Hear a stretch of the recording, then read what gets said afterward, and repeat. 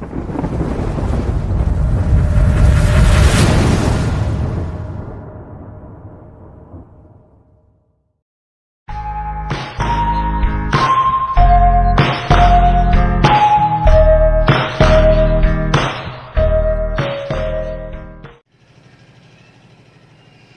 morning students, welcome to online classes, Lux Public Schools.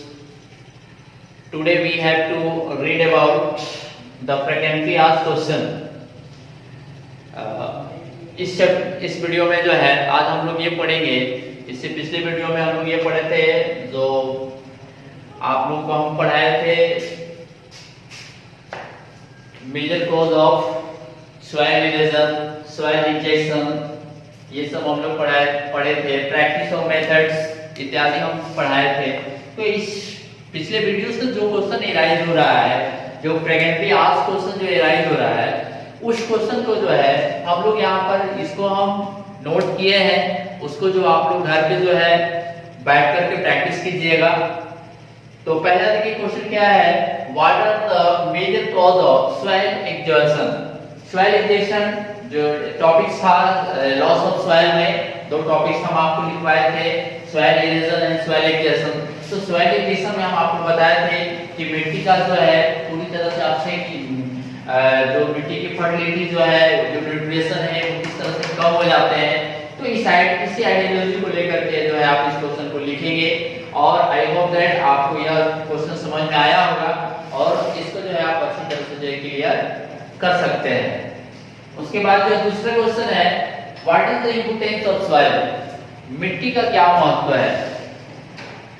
तो आप जानते हैं कि पूरी तरह से जो ह्यूमन एनवायरनमेंट है, जो जितनी भी एडिएबल्स मटेरियल्स हमको मिलते हैं वो लगभग 70% सेबल जो है मोड है हम लोगों को जो है मिट्टी पे आश्रित फूड्स हमको प्राप्त करना पड़ता है। तो आप कितना इंपोर्टेंस है मिट्टी का या सॉइल का कितना इंपोर्टेंस है, इस यह क्वेश्चन को जो है आप आसानी से लिख सकते हैं। तो यह जो क्वेश्चन है आपका what is the importance of soil, इसमें उसके बाद जो है कुछ एक और क्वेश्चन है इसमें ऐड जुड़ा हुआ है, what are the different types of soil found in India. ये आपको जो है हम बता चुके हैं पिछले टॉपिक्स में, इसके बारे में हम लोग पढ़ चुके हैं कि कितने प्रकार की मिट्टी जो है आपको हमारे इंडिया में पाया जाता है। तो थोड़ा सा इसको जो है हम रिफ्लेक्स बैक कर देते हैं कि हमारे इंडिया में जो है मेनली 8 प्रकार की मिट्टी पाई जाती है, जिसमें जो है आपको हम बताए थे पहली मिट्टी है आपको एलेबल सॉइल, जो नॉर्थन इंडिया में पाया जाता है। वो हमारे इंडिया का एक बैकबोन्स रिसोर्स है सॉइल का, वो जो नॉर्थन प्लेन्स में है। और नॉर्थन प्लेन्स हमारे इंडिया में आप जानते हैं कौन कौन से स्टेट्स पाए जाते हैं, जैसे पंजाब, हरियाणा, उत्तर प्रदेश, बिहार, असम, पश्चिम बंगाल के कुछ पार्ट जो है आपको नॉर्थन प्लेन्स में पाए जाते हैं। दूसरा आपको जो है 43% प्लेस एरिया बना हुआ है हमारे इंडिया का, जो अधिक फर्टाइल है, वो आपको एलेबल सॉइल से ही बना है। दूसरा है इंपोर्टेंस मिट्टी आपका रेड सॉइल। रेड सॉइल के बारे में आपको बताया था कि जो नॉर्थन ईस्टर्न पार्ट है या वेस्टर्न पार्ट है या साउथ इंडिया का कुछ हिस्सा है जहां पर जो है रेड सॉइल पाया जाता है।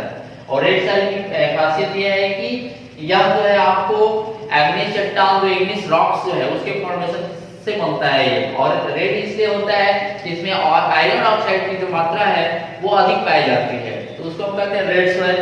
रेड सॉइल में जो है कौन सी फसल जो है अच्छी होती है उसको भी आप क्लियर कर सकते हैं, उसको लिख सकते हैं आप। तो रेड सॉइल जो है हमारे मोस्टली जो है हमारे इंडिया में तमिलनाडु में जो है ज्यादातर पाया जाता है। और तो यह जो है आपका रेड सॉइल है। तीसरा आपको हम बताए थे सैंडी सॉइल, जो बालू क्षेत्रों में जो है पाया जाता है, सैंड के फॉर्मेशन से जो ये बनता है अधिकतर। फिर उसके बाद डेजर्ट सॉइल। डेजर्ट सॉइल आपको जो है साउथ जो वेस्ट है, जो राजस्थान के क्षेत्रों में जो है आपको यह डेजर्ट सॉइल पाया जाता है। और इस मिट्टी की खासियत होती है कि यह जो होल्डिंग वाटर नहीं कर पाता है, लेकिन क्या है कि इसमें जो है काफी जो है आपको ग्रेवल्स और छोटे छोटे जो पेबल्स पाए जाते हैं और ये पानी को जो है ऑब्जर्व नहीं कर पाते हैं। तो और इसमें भी जो फर्टिलिटी कम होती है, इसके अंदर जो ह्यूमस की मात्रा कम पाई जाती है। तो ये आपका जो है डेजर्ट सॉइल हो गया।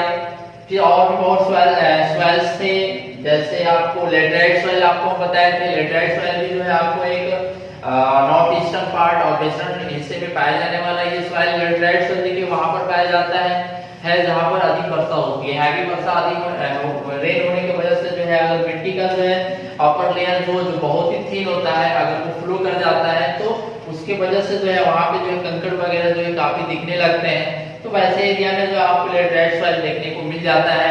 और हमारे इंडिया में लेटराइट सॉइल जो है नॉर्थ ईस्टर्न पार्ट में जैसे जिस तरह से जो है आसाम हो गया, पश्चिम बंगाल हो गया, तमिलनाडु और आंध्र प्रदेश इत्यादि क्षेत्रों में जो है कुछ पाए जाते हैं। जहाँ इस मिट्टी की खासियत ये है कि यहाँ पर जो है चाय की खेती सबसे ज्यादा होता है। टी जो है एग्रीकल्चर, टी जो है यहाँ पर ज्यादातर किए जाते हैं। तो ये आपको बताया थे कल। फिर उसके बाद जो है ब्लैक सॉइल को हम बताए थे other name of the regular soil इसको कहते हैं। ब्लैक सॉइल का दूसरा नाम रेगुलर सॉइल है। ब्लैक सॉइल जो है ज्यादातर आपको सेडिमेंट्री रॉक्स के फॉर्मेशन से बनता है। हमारे इंडिया में जो है साउथ इंडिया में जो है आपको ब्लैक सॉइल अधिकतर पाए जाते हैं और इसमें जो है कॉटन कपास की खेती अधिकतर होती है, गन्ने की भी खेती होती है मोस्टली।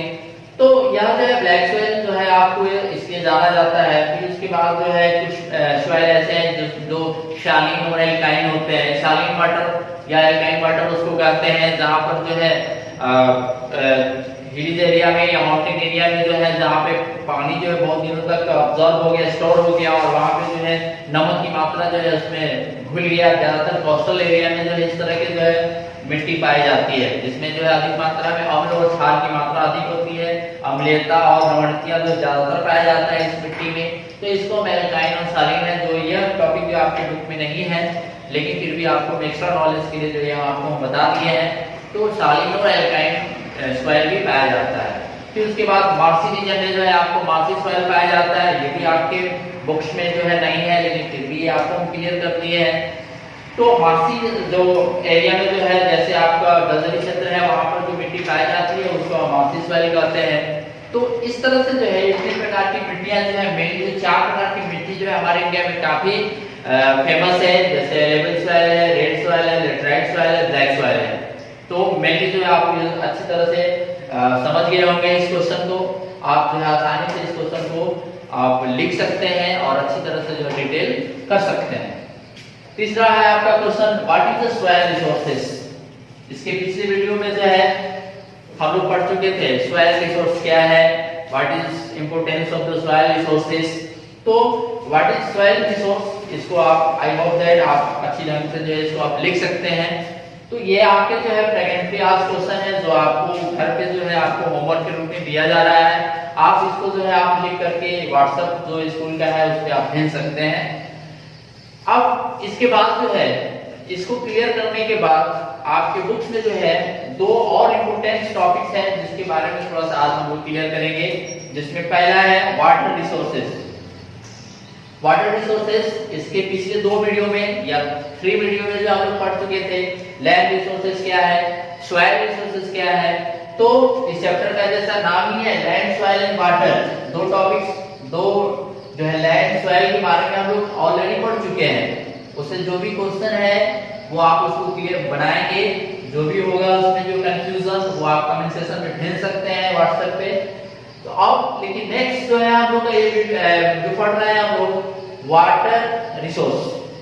तो देखिए हमारे पूरे वर्ल्ड की बात कहा जाए पूरे पृथ्वी का तो आप नियर अबाउट जो है 71% जो है वाटर है, 71% वाटर है और 29% जो है सिर्फ लैंड एरिया में हमारे पृथ्वी का जहाँ पर जो है ह्यूमन बींग्स है लोग रहता है।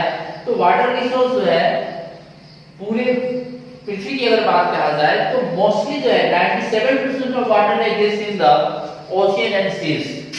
पूरे संसार का अगर वाटर जो एग्जिस्ट करता है 97% तो हमारे ओशियन और सी में है। सागर और महासागरों में जो 97% जो वाटर जो है हमारा एग्जिस्ट करता है।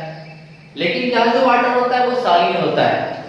अब सालिन वाटर है इसका कोई यूज नहीं है। There is no use the human beings and agriculture या एग्रो बेस्ड एग्रीकल्चर इसका कोई यूज इसलिए नहीं है क्योंकि इस वाटर में जो है 35% जो है नियर अबाउट 35% जो है वाटर आपको जो है साल्ट पाए जाते हैं। और आप जानते हैं कि पोटेबल वाटर यानी जो पीने योग्य जल होता है जिसमें मात्र 0.2 ग्राम से लेकर के 0.4 ग्राम तक जो है हमारा साल्ट पाया जाता है। अगर इतना पाया जाता है तो हम उसको पी सकते हैं या उसके एग्रीकल्चर के रूप में यूज कर सकते हैं। लेकिन इस वाटर में क्या होता है कि मेनली जो है 35% नियर अबाउट जो है साल्ट पाए जाने की वजह से जो है इस वाटर का कोई यूज नहीं है। आप इसको यूज कर सकते हैं, हाँ इसको जो है नमक बनाने में किया जा सकता है, इंडस्ट्री में यूज किया जा सकता है कुछ अदर पर्पस के लिए। लेकिन मेनली जो है योर ह्यूमंस के लिए जो है आपको 97% of water exist in the ocean and seas, इसको जो है हम यूज नहीं कर सकते हैं या जो है हमारे यहाँ यूजलेस हो जाता है। उसके बाद है 3% ऑफ फ्रेश वाटर, कि अगर पूरे शुद्ध जल की बात कहा जाए तो 3% ही हमारे वर्ल्ड में है, हमारी पृथ्वी पर 3% वाटर ही है आपका। ऐसे तो कहा जाता है कि सबसे शुद्ध जल जो है हमारा बरसात का जल है, लेकिन यहाँ 3% ऑफ फ्रेश वाटर है जो उसमें से भी जो है आपको बहुत ही कम ही मात्रा जो बचता है जो हमारे पीने योग्य होता है, जिसमें 2% of water deposit in the form of ice in glacier. 3% जो फ्रेश वाटर उसमें से 2% जो वाटर है वो हमारे जो है बर्फ के रूप में है और ग्लेशियर के रूप में है। यह जो है बर्फ को डायरेक्टली तो हम यूज कर नहीं सकते हैं, तो यह फ्रेश वाटर जो 3% जो आप फ्रेश वाटर देखते हैं वो मेनली जो है हमारे आइस कैप और ग्लेशियर से ही प्राप्त होते हैं। यही तो रिसोर्स है जिसके जरिए से जो है हमारा पीने योग्य जल जो है हम चाहे उसको बोरवेल के रूप में, ट्यूबवेल के रूप में या हम अपने घर में जो है कल के माध्यम से जो है उसको यूज करते हैं। तो यही आपको 3% जो वाटर जो फ्रेश वाटर है जो पूरा पृथ्वी पर जो ह्यूमन बीइंग्स जो है या एनिमल्स जो है इसको यूज करता है, जिसमें से 2% जो वाटर है वो आपको जो है आइस एंड ग्लेशियर के रूप में यूज किए जाते हैं। आइस एंड ग्लेशियर के रूप में जो है जैसे अब आप देखते हैं कि जब टेम्परेचर ग्रोथ करता है, टेम्परेचर जब बढ़ता है तो बर्फ और ग्लेशियर जब मेल्टिंग होते हैं तो मेल्टिंग होने की वजह से क्या होता है कि करंट फ्लो करता है और जो वाटर का जो करंट फ्लो करता है वो धारा जो है नदी के रूप में चेंज होती है और वो नदियों का जो है वाटर जो है अंडरग्राउंड वाटर रिसोर्स के रूप में जो है हमको प्राप्त होता है और हम जो उसको क्या करते हैं कि अपने यहाँ जो वेल के रूप में, ट्यूबवेल के रूप में, बोरवेल के रूप में जो यूज करते हैं और उस वाटर को पोर्टेबल बना करके हम पीते हैं। तो यही 3% वाटर जो है मेनली यूजेस होता है। अब आते हैं इसमें 1% और डोमेस्टिक यूज, जिसमें से जो है 1%, अब अभी हम आपको क्लियर किए कि 3% जो फ्रेश वाटर है जिसमें से 2% जो है आपका जो है आइस एंड ग्लेशियर के रूप में पाया जाता है और जिसमें 1% जो है हम अपने डोमेस्टिक यूज के लिए करते हैं। जैसे अब हमने पीने का काम हो गया, वॉशिंग, कुकिंग इत्यादि जो यूज किए जाते हैं, 1% जो है आपको डोमेस्टिक यूज के रूप में किया जाता है। तो ये हमारा जो है वाटर रिसोर्स है। वाटर रिसोर्स में जो है हम लोग आपके टॉपिक्स आपके बुक के टॉपिक्स में जो है यही पढ़ना है। अब उसके बाद जो है नेक्स्ट टॉपिक वाटर साइकिल, जल चक्र।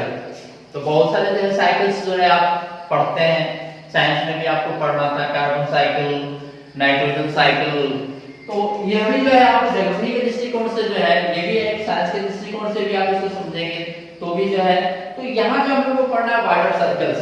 इसके पिछले वाले टॉपिक जो हम लोग पढ़े वाटर रिसोर्सेज, तो वाटर रिसोर्सेज जो है आपका हमारे पृथ्वी पर कैसे आया है, कैसे ये आपको उपलब्ध हुआ है, कैसे इसका प्रिपरेशन हुआ है। तो ये वाटर साइकिल के माध्यम से ही जो है हमको वाटर रिसोर्सेज जो है हमको प्राप्त है, चाहे वो महासागर के रूप में हो, चाहे वो सागर के रूप में हो, चाहे लेक्स, पॉन्ड्स और वेल्स के रूप में हो, वो सारे के सारे जो है वाटर साइकिल के ही जो है फॉर्मेशन से जो है हमको प्राप्त होता है। तो ये वाटर साइकिल्स है। वाटर साइकिल के बारे में तो आप 6th क्लास 7th क्लास में भी पढ़ते आ रहे हैं कि जल का चक्र कैसा होता है। तो आप जानते हैं कि when the water of ocean, seas, lakes, ponds and etc. evaporate, change into the water vapor and condense to the water droplet and next form the clouds. कि जब सागर और महासागरों के जो जल है वो इवेपोरेट होते हैं, उनके अंदर इवेपोरेशन होता है, वाष्पीकरण होता है, वो जो है आपको वाष्पीकरण होने की वजह से वाटर वेपर में चेंज हो जाते हैं। वाटर वेपर में चेंज होने के बाद जो है वो जो है ऊपर की तरफ हल्के होने की वजह से, कूल होने की वजह से ऊपर की तरफ बढ़ते हैं और ऊपर जो है टेम्परेचर आप जानते हैं कि कम होता है। कम होने की वजह से जो है वो कंडेंस होते हैं, वाटर ड्रॉपलेट में चेंज हो जाते हैं और वो क्लाउड का रूप धारण कर लेते हैं। जब वो क्लाउड बन जाते हैं तो उनकी जो है डेंसिटी बढ़ जाती है, उनके अंदर जो है लोड बढ़ने की वजह से वो अपने आप को फिर होल्ड नहीं कर पाते हैं, और जब मौसम हमारा आता है, जब रेनी सीजन आता है, मानसून आने की वजह से जो वो होल्डिंग वाटर है वो आपको पूरा पृथ्वी पर जो है आपको आ जाता है। तो यह जो है बार बार इवेपोरेशन होना, कंडेंसेशन होना, फिर उसके बाद जो वर्षा हो जाना, ठीक क्या कहलाता है आपका वाटर साइकिल कहलाता है। तो यह जो है आपका जल चक्र इसी को कहते हैं, इसी की वजह से जो है हमारा वाटर रिसोर्स जो है हमको प्राप्त होता आ रहा है। तो आप जो है जितना टॉपिक्स ये है आप समझ गए होंगे। अगर इसके बावजूद भी अगर कोई कंफ्यूजन हो तो आप जो है उसको जो है कमेंट सेक्शन में आप व्हाट्सएप पे जो है लिख सकते हैं, कर सकते हैं, और इसको जो है हम लोग कोशिश करेंगे कि आपको अच्छे ढंग से जो है क्लियर हो जाए, और इससे जो होने वाले जो फ्रीक्वेंटली आस्क्ड क्वेश्चन है उस क्वेश्चन को भी हम बार बार लिखते रहेंगे, और आप लोग जो उसको होमवर्क के रूप में घर पे जो है करते रहेंगे। That's all. Thank you watching for video. Like, share and comments. Please subscribe to this channel and also press the bell icon for further notification. Thank you.